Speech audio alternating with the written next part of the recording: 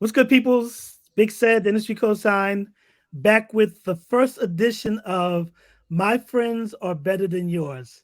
And I have one of my friends on the other side of the screen who I've known for a couple of years. I'll say a couple of years. Um, his name is DJ Kenny Parker from the worldwide famous Boogie Down Productions crew. Um, ah, I was supposed to read a bio, but y'all know me. I'm just gonna do what I want. But you know what? You know what? Someone advised me to like read a little intro, but I'm not gonna do it. I'm just gonna do what I usually do, and I'm going to allow Kenny to introduce himself, and then we're gonna take it from there. You like that idea, Kenny? Let's rock, man. Let's do it. So, welcome to the Industry Cosign presents "My Friends Are Better Than Yours," featuring DJ Kenny Parker. What's up? And we probably go back approaching 30 years, man. I'm telling on you. Yeah. Actually, you're telling me yourself. I'm already, I'm out there, but it could easily be 30 years, man. I can't even remember how or even where we met. Probably in a club. Yeah, Probably definitely. because I got my hangout on in the 80s and 90s. I was that dude. So yeah, probably then. But you know what? I'm surprised because I know you have a basketball background, but I don't think you ever played any of my celebrity games, right? No, I don't think I was ever invited. Yeah, No. so that's not it. And I never got that call. Or maybe you called me and well, we know how you are with phone calls. We know how you are let with me phone not go calls. down that road. We can. But I am surprised that you've had the same phone number for a number of years now because yeah. I always tell you, my number is always the same. Now, do I ever answer the phone? That's a different story. Yeah. And it's funny because I've had this number since I've gotten in the industry. So when people say to me, "Yeah, I've been trying to get in touch with you," I'm like, "You're lying. My number Yo, hasn't changed." I And got friends who said, "Give me your number," and they give me their phone, and I put my number in, and my number is already in their phone. yeah, exactly, You ain't call. See, so you know what? exactly. Mm-hmm. But one of the reasons why we're here is, like I said, we go back a couple of years. We actually live in the same city. I won't reveal your location. Thank you very much. Um, and you actually have a book. Actually, okay. Let me rewind it a little bit more. For those who don't know, for the three people that may not know, DJ Kenny Parker has a younger brother, right? Older. Older brother. I'm just messing with 10 months, 10 months apart. you.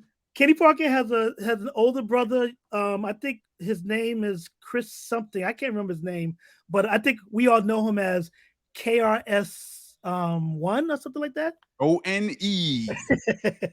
So Kenny Parker, the younger brother of KRS-One, who many consider to be one of the greatest lyricists in the history of hip hop. I'm not going to say rap because I don't want to hear his mouth, but of hip Exactly. hop. And Kenny is not just a brother.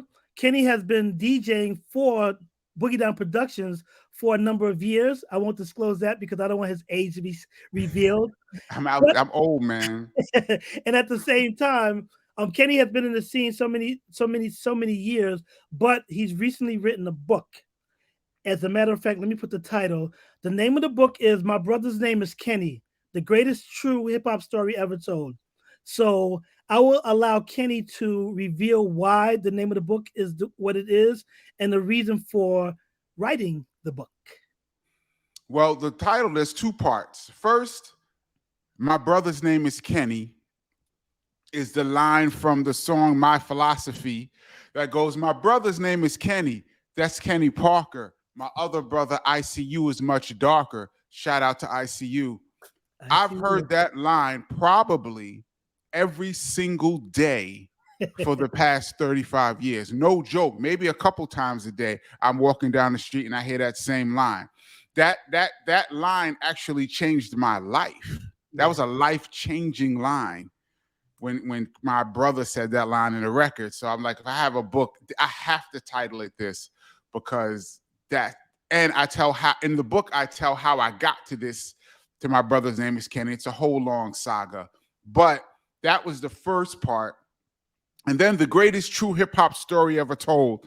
I'm not a type of person that would really say something like that, but as a hip hop fan, I've looked at everybody's story just about, and I honestly believe that no one has the journey, the hip hop journey that our group, my brother in particular, but both of us went through. And to see where we were as children and to see what we became as adults, I think it's the greatest story ever told. Now I know the reason why you state that is because, as you know, people who are KRS-One fans know, because he said it in the record. You know, one particular line where he says, "I battled in the shelter." Yeah, there was rappers in the shelter system, and I used to diss them or something along those lines. Yeah, I remember that. Yeah. But like I said, it's not a secret that y'all were homeless at one time. Do you want Yes. to expound upon that? Well, my brother was homeless. He was homeless most of his teenage years, actually. Some of it by choice, running away from home, things like that, and some of it not by choice. I became homeless not by choice. I did not want to be in those streets. Trust me when I tell you, I wanted every parts of four walls that they have to offer. I hear that. I want a bed with a pillow and the whole nine. However, I'm not even trying to act like, yeah, I wanted to that. No, I didn't want none of that outside life. I wanted all inside heat life. But well, but that's a good thing about being the hip hop, the greatest true hip hop story ever told, because you overcome some things that, as opposed to going to a life of crime. right. You actually got your degree. You look fine. You're an author. You've traveled the world. So that's amazing. And I feel like I'm living a miracle. I feel like my life, I'm living a miracle, and then I actually watched. I got to ride shotgun, watching my brother's miracle.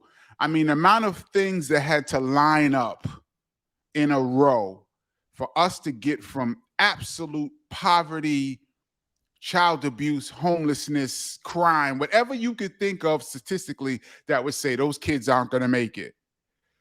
We were that. And for us to get from there to getting out of the hood, me through sports and my brother through music, I witnessed a miracle. And I'm like, I got to tell the world. Nobody's going to believe what I saw. Nobody's going to believe this, but I'm going to tell it anyway and hope people check it out. And it's funny because, if like going back then, would you have even anticipated, being involved in hip hop in the way that you've been involved? Hell no. To put it lightly. I couldn't believe, first of all, when my brother started talking about he wanted to be a rapper in 1979, when Rapper's Delight hit the airwaves, this juvenile delinquent, to put it mildly, said he was going to be an MC. There was like 5 rappers at that point. Yeah. We were so far back in those days. People that were on TV and on the radio weren't even really human beings to us. Like Good Times, like if you saw JJ wasn't even a human to me. He was like not even, these people aren't even real. They're like on TV. Or like people that made records, like you watch Soul Train and Diana Ross or Shaka Khan. These people, if somebody told me, yo, I saw Diana Ross, but like you're lying, it doesn't even exist. Yep. I've told this story before, but I love telling this funny story about D-Train, the singer D-Train, from Brooklyn. I don't know if people know, old school R&B singer who sings "You're the One for Me." He had a bunch of R&B records back in the day. A girl that lived in my building said that she knew D-Train's cousin. And we was like, wow, like, forget D-Train. Yeah. D-Train's cousin? D-Train's cousin was a superstar to me. Like if somebody had introduced me to, I'd have been like, "Oh my God, I can't believe it! You're D-Train's cousin." That's how far removed we were from anyone who ever made any records back in the day. But I'm gonna tell you what's funny. Sorry to cut you off. Mhm. One of my best friends I went to high school with, her father was actually one of D Train's producers, coincidentally. Wow. Hubert Eves. Yeah, it was Jr. the other guy in the group. Yeah, Yeah, D-Train and Hubert Eves, incredible producer. and Dana Eves, his daughter, we went to high school together. We were best friends in Wow, high school. So the fact that you bring up wow. D Train, like out of the blue, it's like it's amazing the connection how that worked. Because I felt back then, even though I went to school with future celebrities like Slick Rick and Dana and them, Mhm. the fact that, like you said, I knew somebody who worked with a celebrity, an Right, artist. So I right. understand the whole mindset. So I couldn't even conceive. We were so poor, even in the poor neighborhood, they was like, "Y'all look terrible." You know what I mean? Even like, you know what I mean? We lived in the hood, Brooklyn, the Bronx. Even in the hood, when everybody was on welfare, they was like, "Man, y'all look bad." And in that environment, my brother's like, "I want to make a record." I'm like, "You're out of your mind." I used to hate on him every day. You're bucking. especially like nowadays, you can literally make a record in your house and have it online On within your 5 minutes. phone.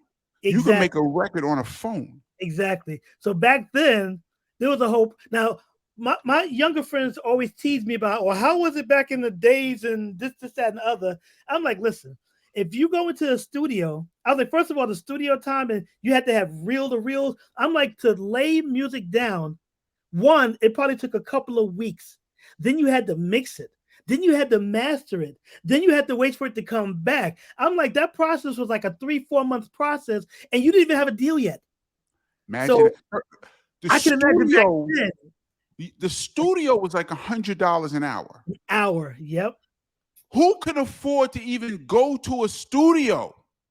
And you could not make a record unless you went to a recording studio. You had to physically go there. And then you needed music. You either had to have a band or know a band. This is before sampling. Well, sampling, exactly. You had to have a band, something like that. It was a whole process. So who's gonna write your song? It was a whole thing.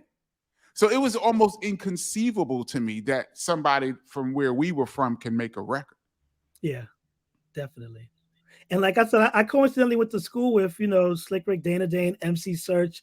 So when they started doing it, even that was amazing because like hip hop was literally just starting. Curtis Right, Hill, of course, Run DMC, they were right. out, but like you said, there's only like 5 rappers, and so to see that you knew people that were about to, like, if you told me then, actually, I can't front. Slick Rick and Dana Dane, they had a crew called the Kango Crew. Mhm. We kind of knew that we thought as a crew they were going to make it because Right. they were like the celebrities of school, and we went to music and art, the same school that, God bless the dead, Irene Carroll, who just passed away. Oh, rest in peace. Yes. Yeah. The movie Fame was about performing arts, music and art.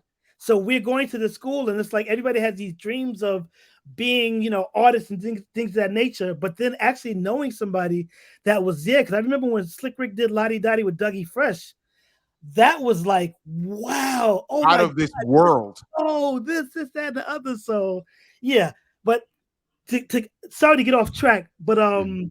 I forgot what we said. Oh, you said D Train's friend, or no, your brother was recording. He wanted to record because you were poor. Yeah, okay. Right. But he thought you gotta say my brother for the first 14 years of his life, he just drifted through life, pretty much doing absolutely nothing. No schoolwork. No, he was just drifting. I was really the lead. Yeah, I was the one that had all the friends. I was the one who played sports. I was the one who brought him everywhere. He was just existing. And then all of a sudden, I'm gonna be an MC. What do you what do you, it was so ludicrous. I can't even describe how ludicrous he sounded to me in 79. We're like teenagers. We're like adolescents when he's saying this. We're like adolescents. But I mean, he did it, He did it. And it's a crazy. The journey was crazy. It wasn't like overnight. Like it was a crazy journey how everything lined up for him. But he knew that's the only thing he ever wanted to do in his life.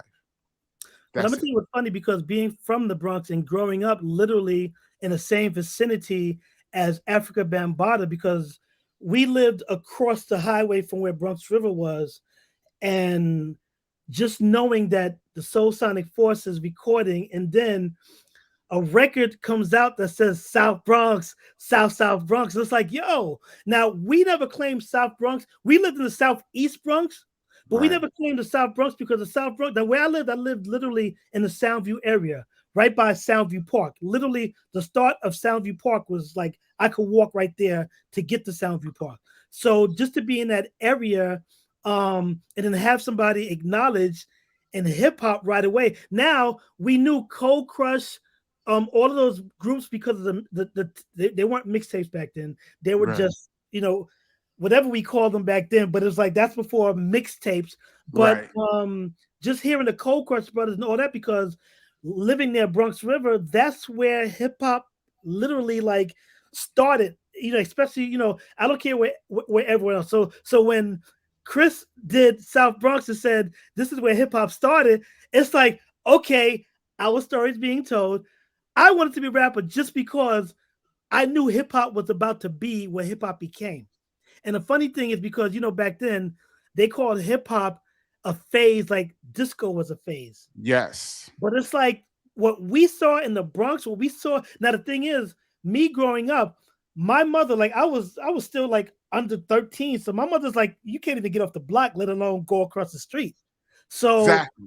but to see all our friends, and back then, remember crime, it was like 3,000 murders a year. New York was the crime and murder capital of America. I laugh at people, they're like, oh my God, crime is so bad. But I'm like, no, it may, what, if we get 400 murders a year, think about it. That's still 10% of what we had to experience growing up in the 70s. Year after year. It wasn't a fluke. Yeah, it was like cumulative. decades of this. Every year. Every year was this. I've witnessed people get robbed in daylight. 3:00, like when everybody's around. I got robbed in daylight every day coming outside as a kid. Every day. And Every that's day. why, yeah, and that's why I say to people like y'all think y'all have it rough. I'm like, no, we had it rough. We like to come home was like, yes, God, we made it. Absolutely. It was like going through an obstacle course. Exactly. It was like living in Survivor. Because you always heard that somebody you knew got robbed. You knew every day, you knew somebody that got robbed. There was no way around it. Specifically in the Bronx, in the Soundview, Bronx River area. Soundview was rough. Actually, yes. my brother had a group home. How far did you live from Stevenson High School? Stevenson High School was probably about a good 20 blocks if we did blocks. Like I could walk on a good day, but it was the zoned high school. Even though I went to music and art, Stevenson was the zoned high school. Like where like the corner of where I live, you walk straight and you hit Stevenson. My brother used to live in a group home about 2 blocks from there in like Wow. 83, 84. Wow, that's crazy. And even like because like I don't know if you remember the Boogie Boys, Fly Girl. Yes, Fly Girl, Fly. Rudy grew up the next building right behind me. So it's like hip hop was brewing. Like we saw MCs before they were MCs.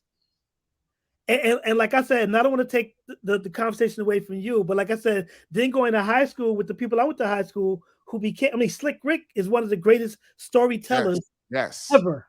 Yes. And I went to high school with him. Dana Dane, I went to high school with him. Now imagine we were different because at this point we lived in Brooklyn.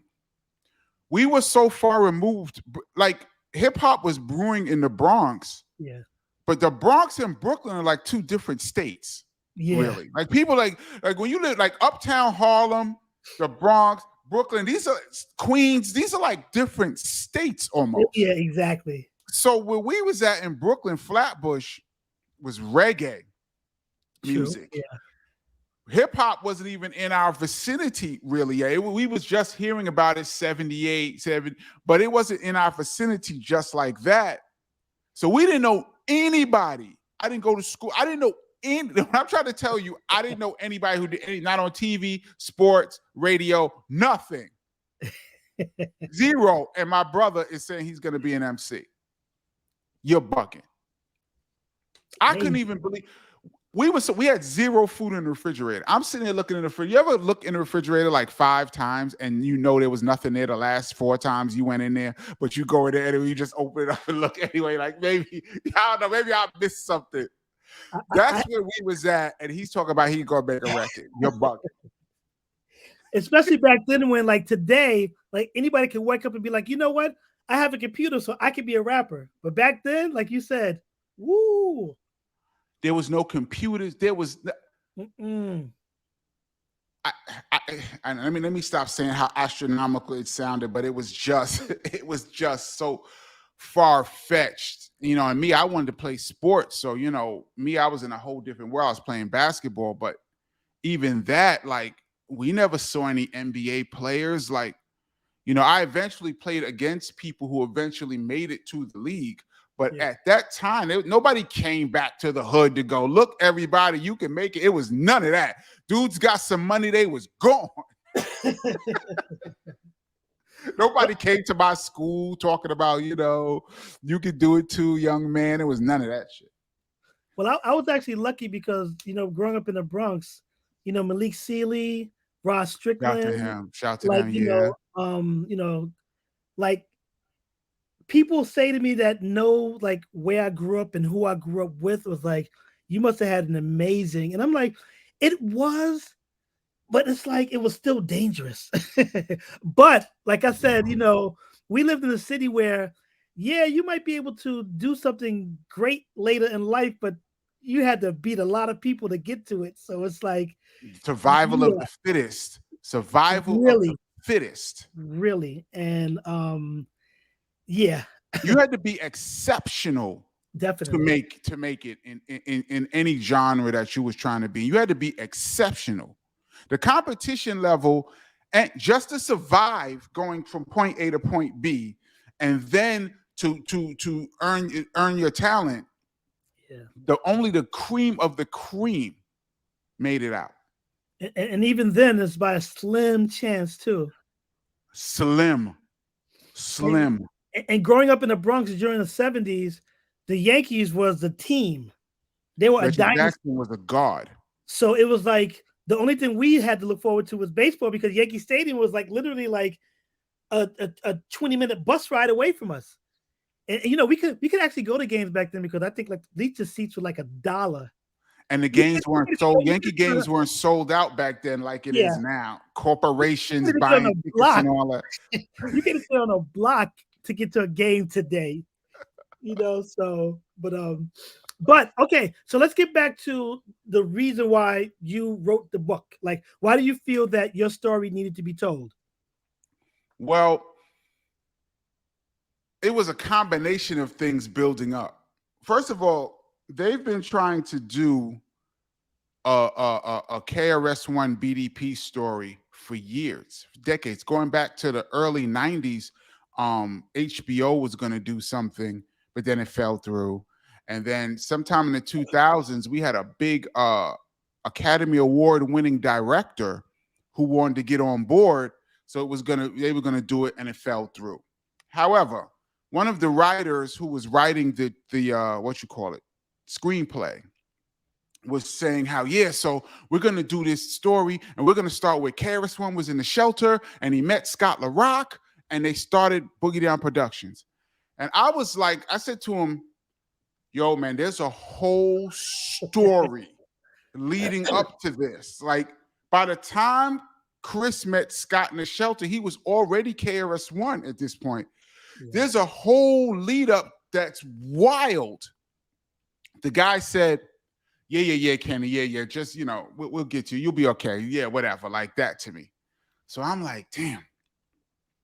That was the first like inkling. Like I need to tell the story because no one is going to hear this side of it. No one's going to hear this tale. And like me and Chris always say, people think Criminal Minded is the beginning of a story. For us, it's the end of a story. Yeah. So that was the first reason that made me want to write the book. So I went to Chris and I was like, I want to tell this story about our childhood because a lot of unbelievable things happened to us growing up to get us to this point. But, if I want to tell the story, I want to tell the whole story, the most embarrassing things, everything.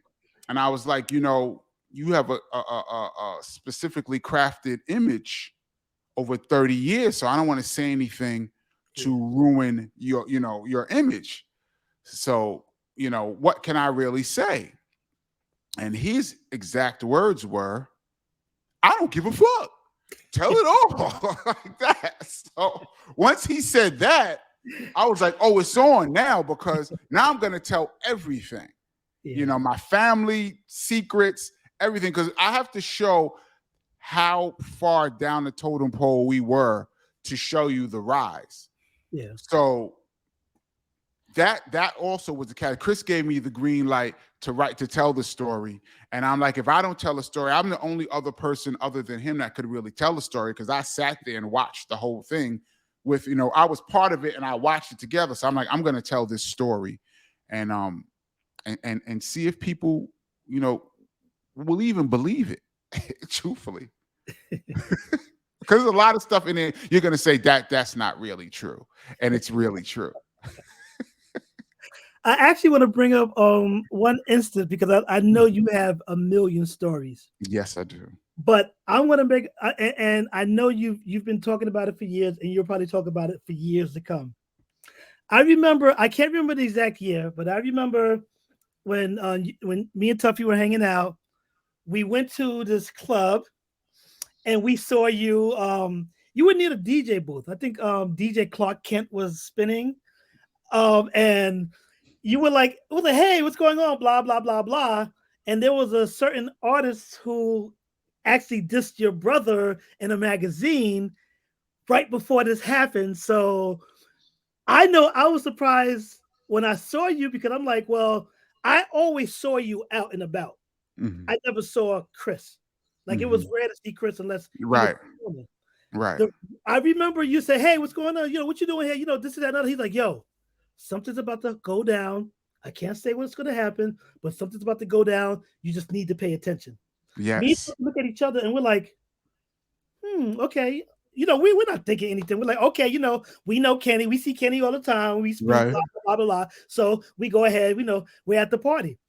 Coincidentally, we're near the stage at this party. I'm not even mention the venue yet.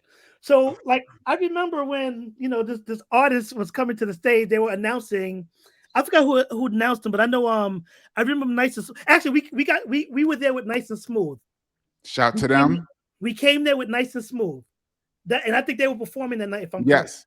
Yes. So then I think I have to mention the people now because it would make sense. So this group called Bless the Dead, PM Dawn.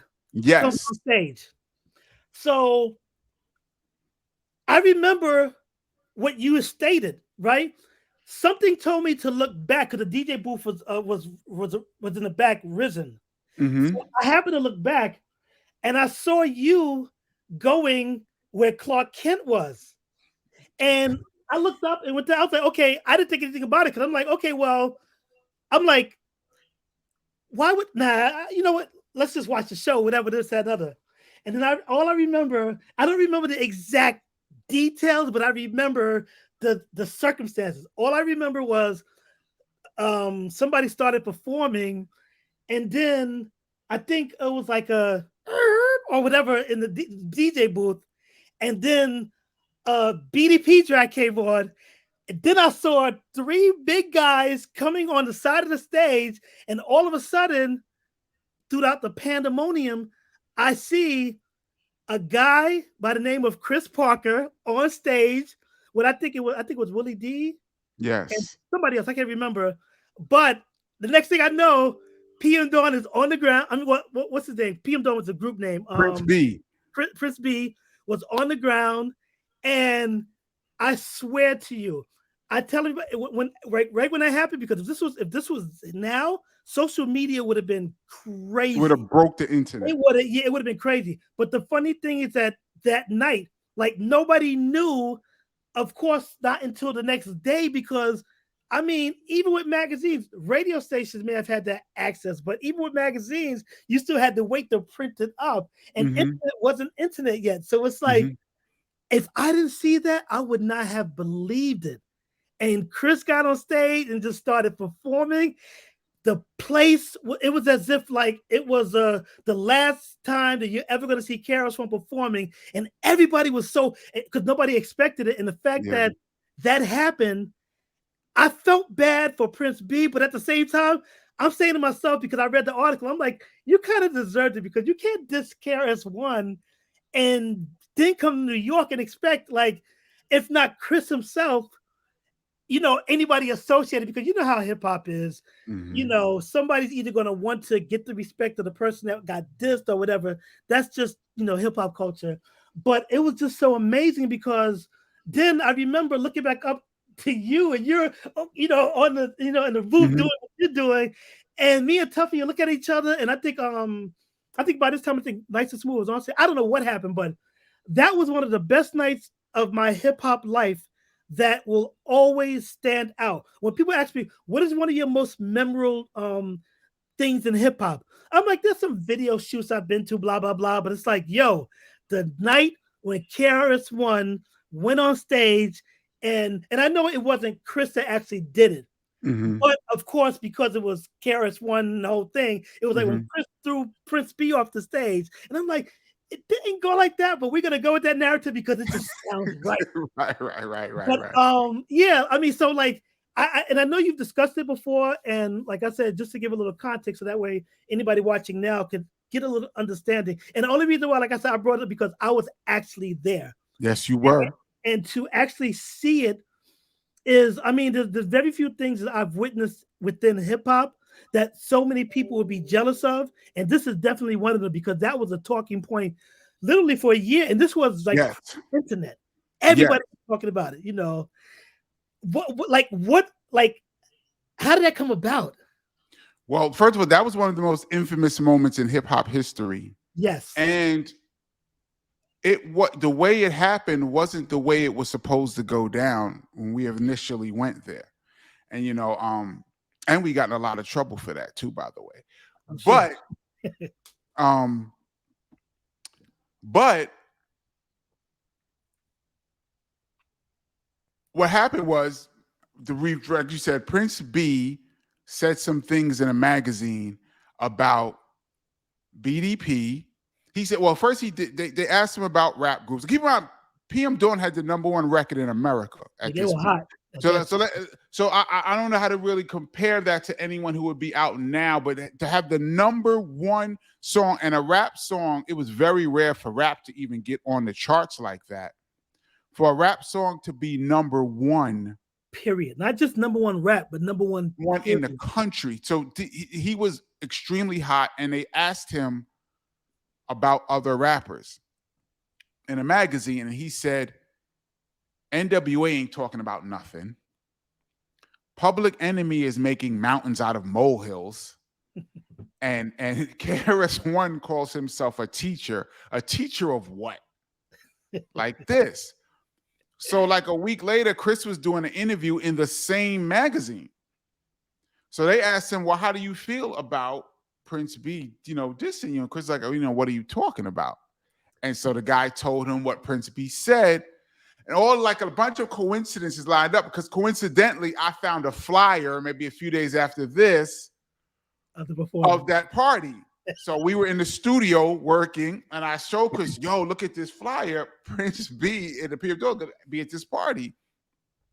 And he's like, I'm going to battle him. That was the goal. I'm going to go on stage, and I'm going to battle him, and I'm going to show him why they call me the teacher. That was the goal. going there. You know, some people are like, oh, y'all went there to beat up PM Dawn. Like, we really didn't go there to beat up people. I went there, I had a bag of records. Like, if I was going somewhere to fight somebody, I would not bring a bag of records, headphones, needles, and all of this stuff with me. That's the last thing I would be carrying. However, we went there to battle Prince B. I remember I saw you. We was there for a while. I remember I saw you. Shout out to Tuffy. I saw Tuffy. And I went up to the DJ booth a little bit before Prince B was going to get on so I could be ready to throw on some records when Chris came on stage. But what happened was, you know, once you have an entourage, and in this entourage, Willie D, like, you know, rest in peace to Willie D. People that know Will from back in the day, you know, he's a little, what's the word? A little loose. Aggressive. Yeah, Will could be a little aggressive. Just Ice was with us. That's the meaning of aggression. Yeah, he was the first hip hop Debo, probably. and a few other guys, ICU, few, you know, it was like 6 of us. And I think they got a little overzealous when you know, when Chris came on the stage. Willie D just did what he did and just decided, you know, they just, you know, boom, catch him, push him off the stage. And I'm up there watching this. I was waiting for the battle, but once Prince B was off the stage and Chris grabbed the mic, the battle was over. I threw on, I'm still number 1. And the place exploded. Yo, yeah, I was about to say that was so on point. I'm still number 1. You know, I don't know if people understand, because if you weren't there, you know, I'm even getting a lot of heat on the internet and comments. There's people still mad 30 years later, like, oh, y'all should have done at the PM doing blah, blah, blah. Okay, cool. But if you were there in the building, yeah, it was like 1,000 people. It was the MTV party for T Money. It was T Money's birthday party. Yep. That play, I've never seen a crowd that wow. I can't even really compare it to anything that I've seen. It was almost like slam dance. It was like because they started fighting. Like, they just started fighting them. They just went crazy. It was like, yeah, it was nothing you've ever seen before or since that day. And unfortunately for Prince B, he took the L. You know, yeah. I go into it in detail on my YouTube channel. If you want to hear the whole story, I go into deep detail. But to make a long story short, we went there to battle PM Dawn, and things got out of control. And once the music came on, it was animalistic. It was animalistic in there. Is that a word? Animalistic. I'm going. Yes, it was that word. Yeah. I was happy I witnessed it. Yes, I was happy to witness it too. If I wasn't DJing, I would have lost it too. I lost it, and I saw what happened. And I hate to bring this up in the context, and I'm bringing it up, but it happened. Another incident that happened, which was at my birthday party years ago, was like the only thing that could match that almost is when DJ Scratch. I'm not gonna put him out there like that, but DJ Scratch smacked another DJ. Wow. For some stupid shit at my birthday party, and he smacked him so hard, everybody at the party heard it. It was on All Hip Hop the next day. Wow! Like, between those two, and the reason why it was exciting to me, because it was at my birthday party. So it was like my birthday party was mentioned on these blogs on All Hip Hop. I mean, I had my site. I didn't even mention the website, but the fact that All Hip Hop was like at Big Sam's birthday party of the industry Cosign, and this, that, and the other. I'm like, yes. And yeah, the energy. Scratch is from Albany Projects in Brooklyn, and people don't know that you're watching. Albany Projects is rough. He does not play. So you know, I mean, a guy from Albany, you got in a tussle with a guy from Albany Projects, and this is what happened. And I give it. And Scratch was very patient. Like I said, I don't want to take away from the conversation, but Scratch was very patient. But like I said, the only reason why I brought that up was because there were very few moments that I can like light up, and like I said, this situation and the DJ scratch situation. And it's like, and I know it's kind of bad for me to be smiling so much about somebody getting smacked or somebody getting thrown off Was it a stage. known DJ that got smacked? Yes, yes. Um, Oh, I will tell you when the cameras are off. And he's still kind of popular today. And yeah, I'll tell you when the cameras are off. wow. But like I said, I had to mention that because, like I said, I think that's one of the best hip hop moments, not from a standpoint of somebody being violent, but from the Right. standpoint of seeing the crowd react in such a way where I've never seen that. And like you said, I haven't seen it since. And between the two of us, as many years as we've been in this game, we've been to many concerts, many stadiums. Oh man, the intensity. Like I said, if social media was there back then, If somebody was filming that, mm, I can't even imagine what it would be like now to see, because back then this was on every news channel. It was yeah, on MTV News, it was in the Daily News, the Post, like Rolling Stone, Billboard, like yeah. every news channel was covering this PM Dawn incident. And so if it was today's social media, I couldn't even imagine. People would Chris have went might have went live. platinum though. Chris might have went platinum. No, I would say, yeah, he definitely would have. And it's like, you know, The new album would have sold through the roof, but that's neither here nor there. yeah. Now I'm gonna ask you a question. I don't know if anyone's ever asked you this, Mm-hmm. and I've always been curious about this, only because you'll understand when I ask. And I don't want to like bring it down a little, but based on the fact that you're the DJ for BDP after Scott LaRock had passed away, if Scott LaRock had passed away, what like would you have still been involved in the hip hop in some way outside of being your brother's brother? And when I say being your brother's brother, of course you're always gonna be your brother's brother. But I'm like, you filled a role that was kind of like, and that's another question as well. Like, um, was that a natural thing for you to slide in, or was it like speak about that? Like I said, a two-part question. Like, do you think that if Scott Rock didn't pass away, would you have become a DJ? And two, after he passed away, and I knew it took some time. I know it wasn't like, okay, he passed away, then next day you're doing a show. Mm-hmm. So let's talk about that. Well, to answer the first question, I would say no. If Scott LaRock had have lived, I probably would not. I didn't even see, my ambitions weren't even to be in rap. I just was so happy that my brother was doing it. All I ever wanted to be was on the guest list. Make sure when there's a show, I'm trying to be there. That is as far as I saw it. Yeah. Coming up. D Nice, shout to D Nice, who's doing it gigantic right now. He replaced Scott LaRock as the DJ. That's right. Yeah, that's right. Of BDP right after Scott passed. And it just so happened, like I talk about how things line up. When I graduated from college, I immediately had no job. So I moved into my brother's crib briefly right out of college. He is also a DJ. He had equipment set up. He had all the records. KRS-One scratched on a lot of the songs that you hear. I never knew that. In my philosophy, in the beginning of my philosophy, it goes, so you're a philosopher? Yes. Zigga, zigga, yes. I think very deeply. That's KRS going, zigga, zigga, yes. I think very deeply. He actually probably scratched on all of those songs. Yeah, so Chris is a DJ as well. So I asked him to show me how to DJ just so I can make tapes for my Walkman. Yeah. Because back then, the only way you could really hear hip hop was on the weekends. You had to wait for Red Alert. At 11 p.m. too.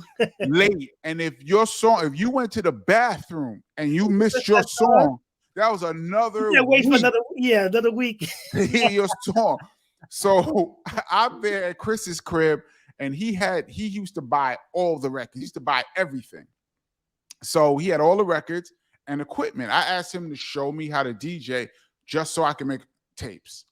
Yeah. At the exact same time, D Nice was going solo to work on his solo project. My name is D Nice and all of that. So there was a little void where BDP needed a DJ. And so my brother could have picked anybody in the world at that point.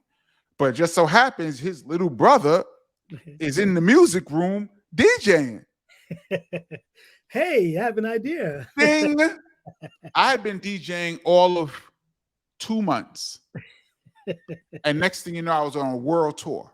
Yeah, I would say, yeah, now you're traveling the world. It was a fluke. It happened just like that. I had no dream. Even when I started DJing, I didn't even dream of DJing for BDP, but it happened so fast. Like bang. So, but yeah, if Scott hadn't have passed, I wouldn't have been the DJ. So I don't even see me getting into the music game like that because I wasn't even thinking like that. Yeah. It was all about basketball for you at that time. At that time. But then when I graduated from college, then it was all about, well, you're not going to the NBA, so gotta make some money somehow. Yeah, what are you gonna do? And it's like, you know, in college, like one day you're in the dorms and the next day is get out. You know what I mean? You know, new students are coming in. You got to go.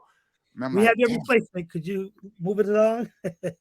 And luckily, you know, I was able to stay at Chris's house, which led, you know, so like I said, led to all of these things. One thing I found out actually today is that you lived in Lenox Terrace. Yes. I used to live in Lenox Terrace. What? But this was more recent. This was like right. 15 years ago. Actually, more than 20 years ago. I was there for 8 years, but I found out today you lived in Lenox Terrace. I was like, whoa. As a child, yes. I was like, how are you homeless if you're living in Lenox Terrace? It's a crazy story how we went from riches to rags. Literally. Basically, because Lenox Terrace, when we lived there, was one of the best high-rise buildings in New York City. We had cable in 1971. We had cable. I had cable in my bedroom as a 5-year-old. Shit, the Bronx, we didn't get cable until the 90s.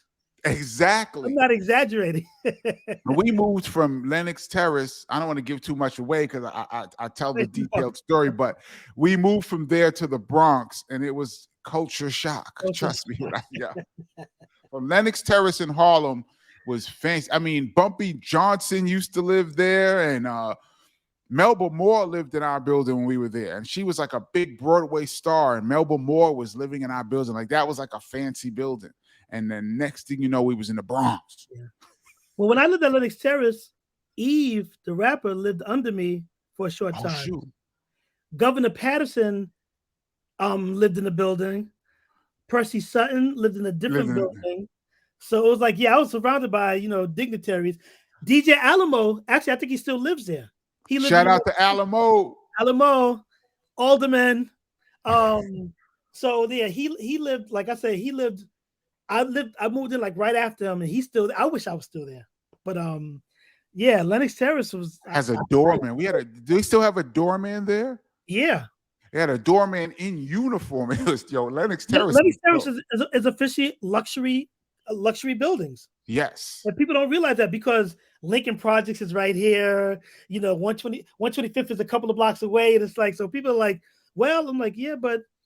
In that little area, yeah, the people with money lived in that building, and they definitely made sure, you know, everything was what it needed to be. But and when we lived there in the 70s, Harlem looked like a war zone, like burnt out buildings and heroin addicts. It looked horrible. And then there was Lenox Terrace in the middle of all. In the middle of like an island, like an island, like a fancy island. I thought I was a privileged kid until things happened. But it's funny because I would tell people that growing up in the Bronx, like I would never have lived in Harlem during that time. And when I moved to Harlem, it was just getting a little bit better. And I was like, okay, but the difference between Harlem and the Bronx is really slight. Well, they're more fashionable in Harlem. Harlem, yeah. And in Harlem, nobody on the street goes home. Like in the Bronx, like there's a time limit to be out in the street. Right. You know, the niggas go home. Right. But in Harlem, I would leave to go to a party at 9, 10 o'clock. I come back 4 o'clock in the morning. These same niggas would be on the corner like nothing. And then when I wake up in the morning to go to work, they're still there. I'm like, Dedicated. what is it? You know what always fascinated me? A lot of these dudes that hustled and be like, yo, I can't do a 9 to 5. You know what I'm saying? I got to do hustle. And they be outside 20 hours in the 2 degrees. New York gets really cold. It'd be like 2 degrees outside. They'd be out there 20 hours. And they'd be like, I can't do a 9 to 5. You know what I'm saying? I'm like, And it was dangerous back then. yes. You know, people want to get shot up at the job. They was getting shot up on the street, on the corner. Streets was off the, New York was off the, you know, but like they said, if you can make it here, you can make it anywhere. It's really true. Like once you go, it's like boot camp. Once you go through New York growing up, you can take that anywhere and just be good. I tell people, I don't think I could live outside of New York. I'd have to be like retired, like not wanting to do anything. Right. I agree. You know, and it's like, and even like, of course, like 20 years ago, oh, but it's so dangerous. I'm like, but what New York has that most places didn't have was grit. And when I say grit, people think that I mean like dirty crime. I said, no, grit, the heart of the city, the soul of the city. Like you knew, like it was like some type of power you had knowing that if I survive, I am greater than any and everyone. Mm-hmm. And if you survived any of these horrid places, you will walk high anywhere you went and didn't care because you're like, you know what? I lived in Brooklyn. I lived in Bed-Stuy. It's like you got armor on. Yeah. And people didn't understand it. I'm like, now it's different. Like now it's like Disneyland in comparison. And even though crime has gotten a little bit worse in the last 2 years since the pandemic, I'm like, I tell people, I'm like, this is not bad. Nowhere near. I'm not scared at all. I wasn't scared back then. I was concerned. I tell people the difference between being concerned and being scared. I was scared to go to Brooklyn, but I was concerned for being on the streets of New York. But you know, New York has a rhythm. And once you understand New York and you understand how to maneuver, you know, you're good. It's when you don't maneuver in the rhythm, that's when you get into problems. You know, if you know, and I had to learn the hard way, like we all did growing up. But once you learn the rhythm of New York, you're not scared. You understand it. But if you go off the rhythm, that's when there's problems. Like go home. And I would tell people, I used to go to the pink houses. I used to see this girl in the pink houses. Walking. I'd be on the train for an hour and a half coming from the Bronx. 2 train? Huh? 2 train? The A train. The A, okay. The A train to the whatever the stop is to catch the C, 2 other stops. I can't remember the stop thing, but my people in Brooklyn was like, what is wrong with you? He was like, yo, they rob each other out there. What do you do? You go out there just to see a girl? And the girl would like send me in a cab to Manhattan because I wasn't driving back then. Right. Nobody was driving. Nobody had a car. Yeah, no, everybody was on a train. And the thing is, and people were like, how did you survive? I said, one thing I've learned in the streets of New York, if you look soft, they're attacking you. If you try to look hard, they're attacking you. Absolutely. That's the secret. Mind your business, go about your business as if nothing's going on without being oblivious, they're not fucking with you. That's the secret. Guys would be looking at me, giving me the stink eye, and I'm like, Lord, just let me. And my heart is beating. I'm like, Lord, just let me get through these 2 blocks, you know, and this is that and the other. And they would look at me like, and the thing is, they would look at you like you're either crazy or well protected. Because I had no care in the world, but at the same time, I was cautious. Right. Gave them their respect. That's but at the same how you time, move. I'm like, I'm going to move in a way where you don't feel disrespected. Because if I'm walking in front of you just to walk in front of you, niggas will be like, son, you really just did that? That's really exactly how it happens. Exactly how it happens. Too many times. That fast. And I'm like, so like my boys be like, yo, I don't even go to pink houses. Them niggas are fucking great. I'm like, yo, she's got. I was like, yeah, she was definitely, yeah, she looked good enough. I'm like, but I Never wasn't go to on those nobody's guys. projects. It's never go to a projects if you don't. It's never. That's rule number Thing one. is, but the thing is, where she lived in the projects, I had to walk through the projects. I didn't know. She didn't tell me. She set you up. She said, Yeah, you know what? My boy's like, yeah, she was setting you up, but I went out there several times. She actually really liked me. That's why she would send me. She would send me in a cab and give me money. that was the test. If he could come all the way to the pink houses to see me, he must be about something. Because Yeah, most dudes would have been like, where do you live? Pink houses? Sorry, is that my phone? I don't even have a cell phone, but yo, but like I said, yeah, New York was definitely crazy. But let me ask you a question: the industry that we're in today versus the industry that we came up in. If social media was around late 80s, 90s, how do you think hip hop in general would be?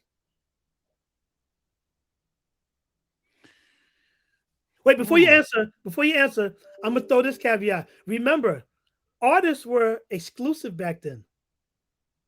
Nobody can get to anybody. Nowadays, I can get a tweet and the game might respond to it. Like, oh shit, the game responded to my tweet. right, Back then, like I said, I may have seen KRS-One in the total of me being around.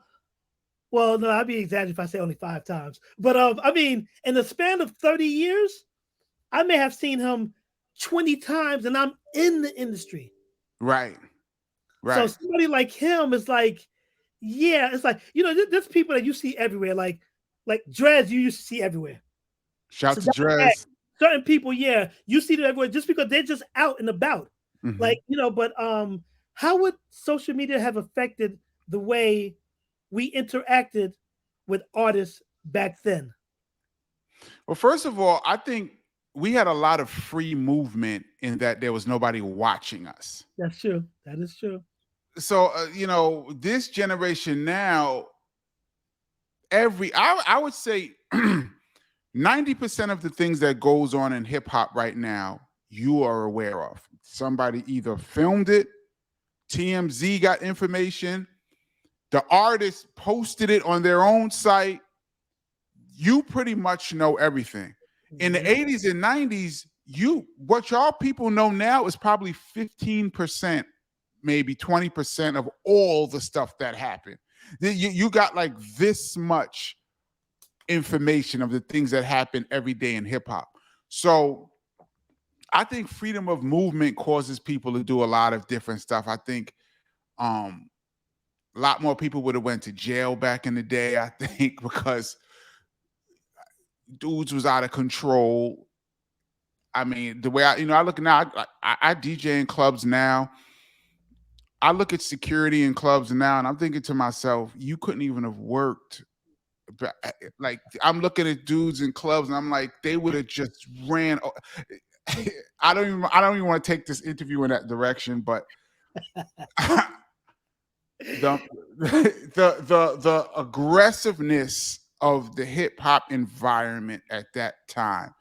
I think if you could have captured it on videotape, now you'd be shocked now to see things that just went on in Union Square and Latin Quarters in the tunnel. That was happening every week when we used to go there. This was a regular party. Like if you went to the party, things were gonna happen, but you still was in there every week. You just hope that it wasn't you that would catch it that right. time. You had to know how to move in the party. You had to know how to move. But you talk about collaborations, like back then, nobody collaborated with anybody. I mean, you look at, there was Self-Destruction, the Symphony. Even the Symphony was a crew. That was the Juice Crew guys got together and did a thing. Artists didn't even really make records with each other like that. You had to be in the same place to make a record. Now I could send you my vocals. I could send you vocals. You could send them over here. Somebody could add to a singer, send it back here. I'll mix it over here. We could be wherever, like how we're talking. Yep. Them days, if you wanted to make a record with somebody, everyone had to be there. Be there at the same time. At the same time. Or if I record here in LA, I had to take the 2-inch and FedEx it to you In New York, it's going to take a week for you to get it. You messed with it, and then FedEx it back to me. It'll take 2 weeks. Now, like we're talking right here, we could sit here and map out something. I could record it, send it to you. We could finish the song in a night and have it on worldwide platform in a few hours. I think maybe more artists would have collaborated maybe back then if there was social media, or maybe there would have been more battles. But even though I'm not even sure about that, because back in those days, losing a battle was career ending. It's not like now, two dudes could battle and then they're like, okay, they made a record. Now let's go back to what we were doing before. Back in those days, if you had a battle and you lost your credibility, you couldn't get back on records. Like, I'm the illest, I'm the nicest, I'm the illest. You just got smoked. It was over for you. So I don't even think there would have been more battles, in my opinion. I don't think that would have happened, but maybe more collaborations, more artists would have gotten in trouble if you could have seen what people were doing and crews were doing. More artists would have probably got embarrassed. Like you said, a DJ got slapped. You know how many people would have filmed that now? There would have been 50 people that would have had that. Put it on live. Yeah, that would have been online that night. Then, like you said, you could not say the dude's name and we could never know who it was that got slapped. If you wasn't there, you missed it. So, I think, and that's another reason for me, I wrote my book as I wanted to document some things that I saw and things that happened in my crew that most people don't know about, because I want my book to be like reference material. Like if you're doing some research, what's up with BDP? Or let me go to Kenny's book and I can quote out of this book and it be accurate, in whatever you're talking about now. So that's another reason why I wrote the book, to document things that weren't documented. But let me ask you a question, because you came up at a time where pre-Keith Murphy days where rappers never used their real name. Why did you go with Kenny Parker? Because my brother said my brother's name is Kenny. That's Kenny Parker. That was my name. My whole name too. It's not like, I was Kenny or I was KP to my friends. All that was over. The next day that was over. I was Kenny Parker, full name. And it just stuck, So then I became DJ Kenny Parker. It's just so long, but there was I couldn't have been anything else. Like that's just what it was. That record was so powerful. Yeah. I don't know how people remember that record like that. I had no idea. My Philosophy was definitely a big that was a huge record. And that was still a classic.